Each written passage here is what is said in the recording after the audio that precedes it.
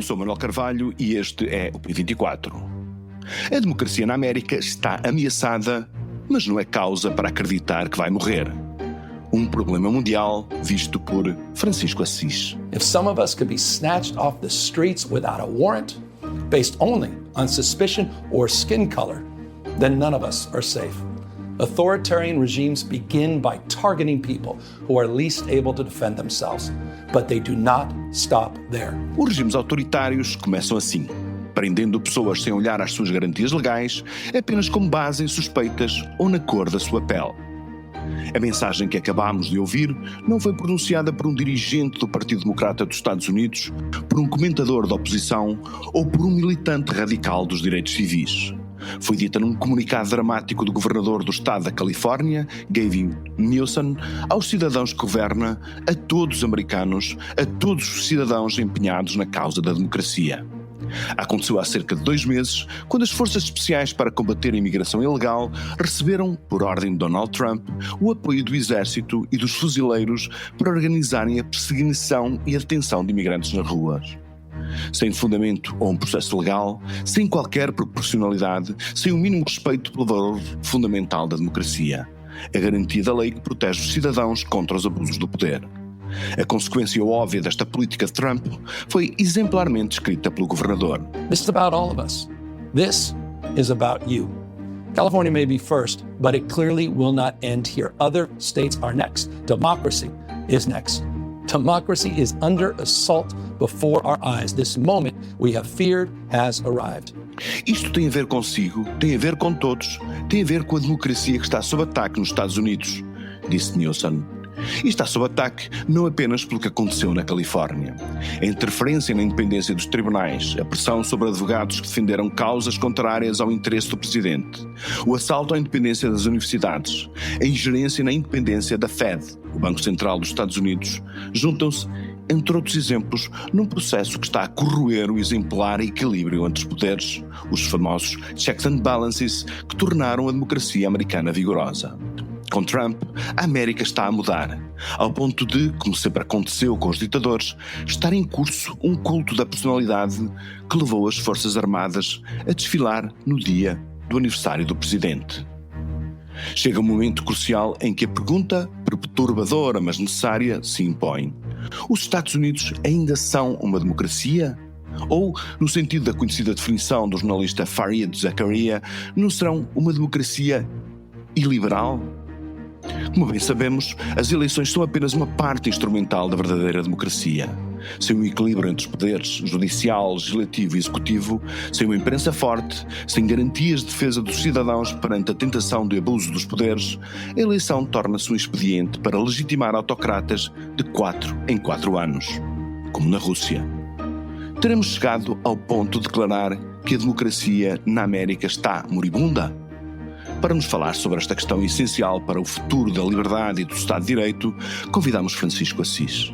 Eurodeputado eleito pelo Partido Socialista, Assis é conhecido pelas suas reflexões sobre o estado da democracia em Portugal e no mundo. Dr. Francisco Assis, muito obrigado por vir ao P24. Como definiria o estado da democracia norte-americana? Ameaçada, num esforço de resistência, derrotada, moribunda? Uma democracia que está sob ameaça. Aliás, não é só a democracia americana, eu creio que neste momento praticamente todas as democracias estão a viver uma fase muito difícil. E o que está a passar nos Estados Unidos é particularmente grave, já porque se trata de um país com aquela dimensão, com aquela importância no mundo, já pelo estado a que se chegou. Portanto, diria que estamos perante uma situação de fadiga democrática, que está uma certa doença da democracia, e a questão é saber se isto é íncito aos processos democráticos, se há ou não há momentos em que as democracias passam quase inevitavelmente por situações desta natureza, ou se estamos perante uma situação de facto absolutamente excepcional que pronuncia uma decadência dos regimes democráticos. Tendo para qual das duas situações? Não tenho nenhuma certeza neste momento. Acha que é o momento ou de facto isto é uma questão de uma mudança estrutural? Creio que neste momento nós ainda não temos condições para responder a isso. O que é que nós temos verificado nos últimos anos? Um progressivo crescimento de um discurso antiliberal e até antidemocrático. Aliás, eu considero que o discurso antidemocrático e antiliberal, que estes dois discursos estão absolutamente ligados um ao outro, depois poderemos falar disso, a questão da democracia, das chamadas democracias iliberais. Nós notamos que esse discurso tem vindo a ganhar terreno praticamente em todas as democracias, uma certa descrença, um afastamento das pessoas em relação da generalidade dos cidadãos em relação às instituições fulcrais dos regimes democráticos, em relação aos próprios mecanismos de representação. Por outro lado, uma grande degradação do debate político democrático. Isso é um outro aspecto que não pode deixar de ser referido. A qualidade das nossas democracias tem vindo a decair ao longo dos últimos anos. Isto, evidentemente, todos estes fatores ou todos estes fenómenos configuram uma situação geral de crise das democracias. Responder se isto corresponde a qualquer coisa de momentâneo e que pode ser resolvido com respostas a vários níveis, ou se pelo contrário estamos perante qualquer coisa de mais estrutural e porventura até no limite de irreversível, eu faço sempre aqui um certo paralelismo com a democracia grega, com a democracia da Grécia Antiga. Porque, independentemente da discussão sobre saber se aquilo era verdadeiramente uma democracia ou não, pela circunstância de ser uma democracia que apenas se aplicava a uma percentagem pequena da população, os mulheres não tinham participação na vida cívica, os escravos também não, os metecos, os estrangeiros também não, portanto era um sistema democrático com uma participação muito limitada, mas a verdade é que os gregos conceberam o modelo democrático, conceptualizaram verdadeiramente todas as referências da democracia, provavelmente menos aquilo que tem que ver mais com o aspecto liberal. Mas a democracia grega foi uma democracia, eu considero que foi de facto um regime democrático, ainda com essas limitações. Essas limitações de resto eram da época, todas as outras sociedades tinham essas mesmas limitações ou piores ainda. Não tinham, o que nunca tiveram foi esse modelo democrático, o que nunca conseguiram foi conceber esse modelo democrático e construir instituições democráticas. E essa democracia grega durou 2 séculos. No caso concreto dos Estados Unidos, nós temos questões que, de facto, mostram, portanto, ataques a pilares essenciais daquilo que nós definimos como um Estado democrático, um Estado de Direito. Nós vemos um ataque ao Poder Judicial, à autonomia dos Estados Federais, à imprensa, à autonomia das universidades. Portanto, isso não nos sugerirá, de alguma forma, portanto, que aquilo que está a acontecer em concreto nos Estados Unidos, sob a presidência de Donald Trump, é mais do que um fenómeno momentâneo que a qualquer momento se pode reverter? Nós também tendemos a olhar para a história dos Estados Unidos, a idealizar um pouco a história dos Estados Unidos. A história dos Estados Unidos é uma história bastante complexa e tem episódios relativamente semelhantes àqueles que estamos agora a observar. Emergência de fenómenos populistas, com grande expressão, emergência de fenómenos antiliberais, emergência de fenómenos de recusa de convivência difícil com a democracia, o velho problema americano dos negros, da população de origem africana. Portanto, a história dos Estados Unidos não pode ser idealizada. E se não for idealizada, talvez consigamos contextualizar melhor o que se está a passar neste momento. O que está a passar, de facto, é um ataque inédito em relação aos últimos anos, nos termos que acabou de referir. Coisa que também já acontece em alguns países europeus, o que se passa na Hungria é exatamente a mesma coisa, porventura até Sim. Já com consequências mais negativas. Passou-se e pode voltar a passar-se rapidamente na Polónia, pode passar-se na Roménia, há uma série de países, sobretudo no leste europeu, onde se pode passar, e nos próprios países mais ocidentais da Europa essa situação pode acontecer. Estamos perante alguém que foi eleito, que verdadeiramente não é propriamente um democrata liberal. O Donald Trump não tem as características de um democrata. Creio que o mais grave que aconteceu com o Donald Trump foi o assalto ao Capitólio. O assalto ao Capitólio foi de uma gravidade extrema.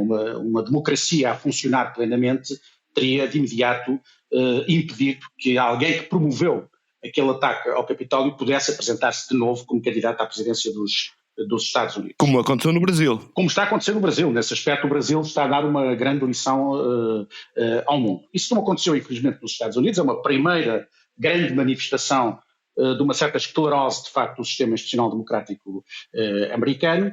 E depois, com esta reeleição, com esta nova eleição, Trump sente-se naturalmente mais forte, como ele não cultiva os valores democráticos e também não cultiva os valores liberais, quando muito defenderá uma espécie de liberalismo económico autoritário, mas depois, por exemplo, no plano internacional é completamente liberal, portanto recupera o pior de uma certa tradição também protecionista americana.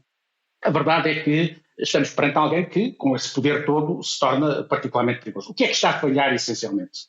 O que está a falha desde logo no plano político e falha sobretudo o Partido Republicano.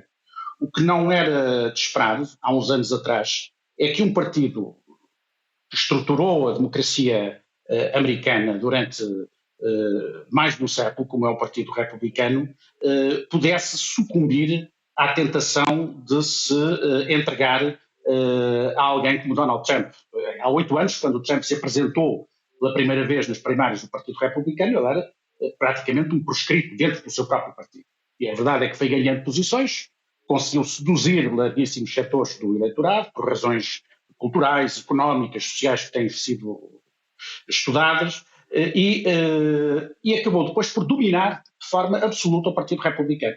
E isso leva a uma desvalorização da componente legislativa nos Estados Unidos. Tá? Não é normal que um presidente tenha tanto poder, concentre tanto poder. Na história americana já tivemos presidentes com muito pouco poder, com uma acentuação muito grande até da componente parlamentar, já tivemos presidentes com bastante poder, mas provavelmente nunca assistimos a uma situação de um presidente com tanto poder como Donald Trump. O primeiro problema está no nível da relação entre os principais órgãos políticos, neste caso a presidência e o Senado e a Câmara dos Representantes. Depois o que estamos a assistir, de facto, é um ataque fortíssimo à autonomia, à independência do sistema judicial, um ataque às universidades e uma tentativa de ataque à imprensa. Mas olhando objetivamente para o que tem sucedido nos últimos dias, o que é que podemos constatar? Que algumas universidades dão alguns sinais de estar aparentemente a sucumbir, mas que a maior parte das grandes universidades americanas estão a reagir e têm condições para resistir e para reagir e para se impor. E aí eu projeto uma grande expectativa nas universidades americanas, que são verdadeiros templos eram verdadeiros templos de liberdade e que por isso podem ter aqui um papel fulcral na resistência a qualquer tentativa autoritária de Donald Trump. A nível judicial também temos verificado que tem havido uma série de decisões de vários tribunais dos Estados Unidos que não têm sido nada favoráveis às pretensões da administração Trump. O que significa que também aí há um esforço da parte de vários tribunais no sentido de resistir. Há um problema com o Supremo Tribunal. O Supremo Tribunal é por natureza, como os nossos tribunais constitucionais, é um tribunal que tem um tribunal ligado ao processo da justiça constitucional e, portanto, tem aqui uma componente política, mas que durante muito tempo conseguiu manter, apesar de tudo, uma grande independência em relação aos titulares concretos dos cargos políticos americanos e, aparentemente, isso não está a acontecer. De há uns anos a esta parte, e há um tribunal hoje muito deslocado para o campo ultraconservador. Isso é, de facto, um fator de preocupação. Mas há tribunais que têm reagido. Por outro lado, nos Estados, a nível dos Estados, também há Estados que estão a reagir. A imprensa, por exemplo? Não, e eu ia terminar com a imprensa porque acho que é o mais importante, mas os Estados estão a reagir. Por exemplo, o governador da Califórnia tem reagido e está a criar um movimento de resistência e há outros governadores que estão também a fazer o mesmo. E, por fim, e isso me parece mais importante, é a imprensa. Basta ler o New York Times para perceber que há ali uma imprensa livre, uma imprensa que resiste, uma imprensa pujante, uma imprensa forte, uma imprensa muito, muito credível.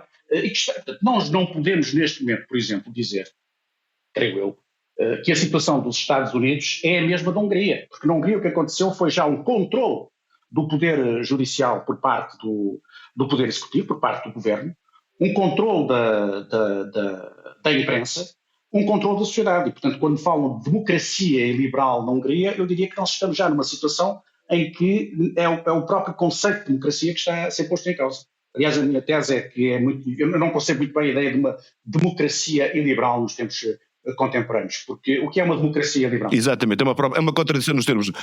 É uma contradição clara, porque as democracias contemporâneas Há várias teses sobre isso. Não é? A tese que acha que o liberalismo surgiu primeiro, a democracia veio depois, até um fator de correção. Há quem entenda até que são conceitos antitéticos e dificilmente conciliáveis, mas a verdade é que, olhando para a história das democracias ocidentais contemporâneas, o que verificamos, creio eu, é que o elemento liberal e o elemento democrático acabaram por se entreajudar. Isto é, só há democracia quando há respeito por determinados princípios constitucionais, quando há respeito por determinados valores e direitos fundamentais, e esses direitos fundamentais também só conseguem ser preservados num quadro democrático, num quadro em que há pluralismo, em que há eleições, em que há alternância de poder. Então há uma articulação muito grande entre a componente democrática, entre a soberania popular e a forma como ela se manifesta através de eleições livres e, por outro lado, os mecanismos de controle constitucional e jurisdicional das decisões do Estado, das decisões da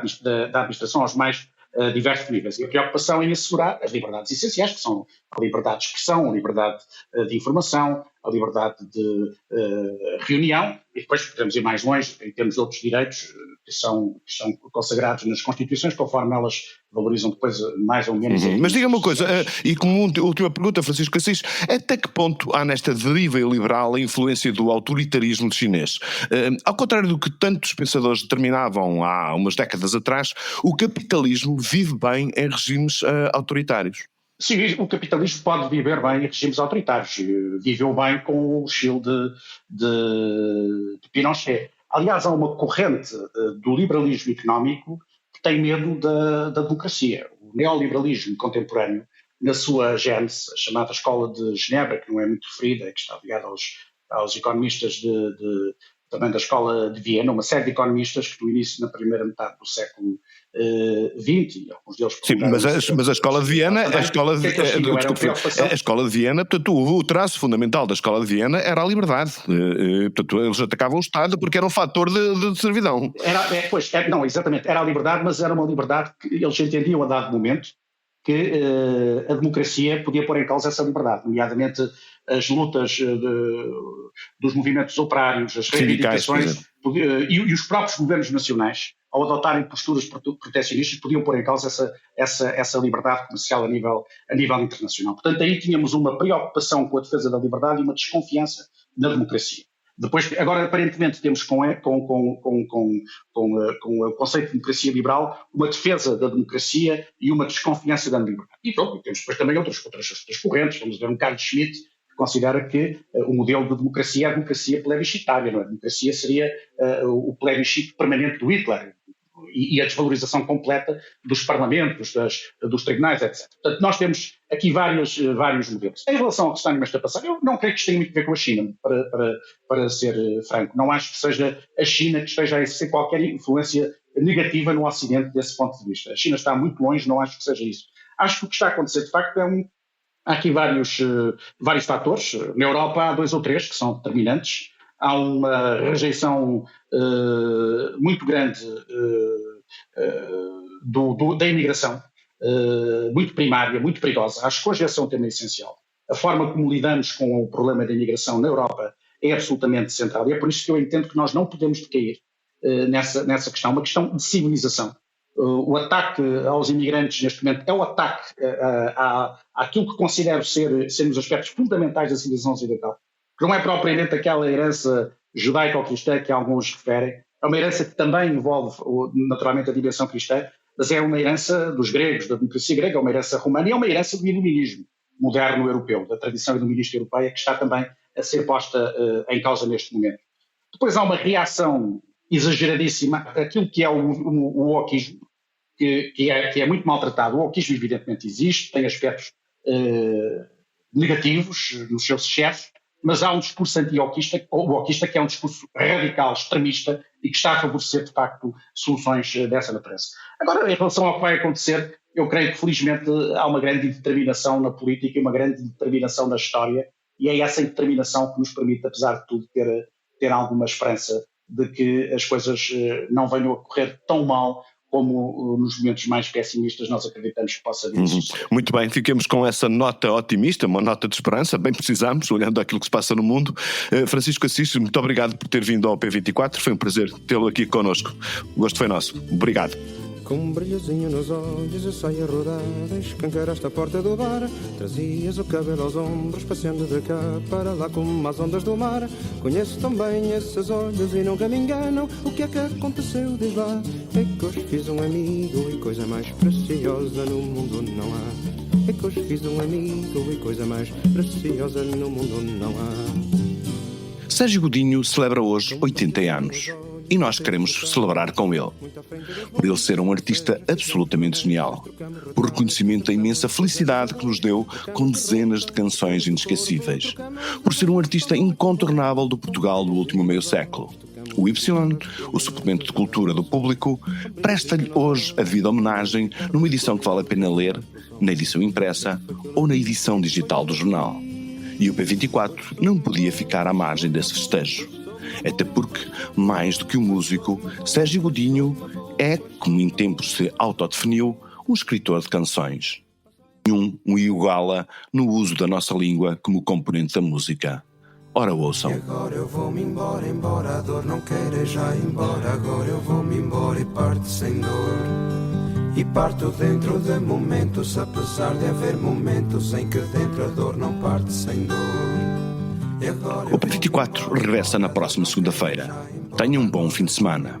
E se for do Sporting ou do Futebol Clube do Porto, tenha calma com o jogo de sábado. O campeonato só acaba em maio de 2026. E agora eu vou-me embora, embora a dor não queira já ir embora. Agora eu vou-me embora e parto sem dor. E parto dentro de momentos. Para não perder os novos episódios, subscreva este podcast do Público na sua aplicação preferida. Para além deste programa, há mais para descobrir em público.pt/podcasts. O Público fica no ouvido.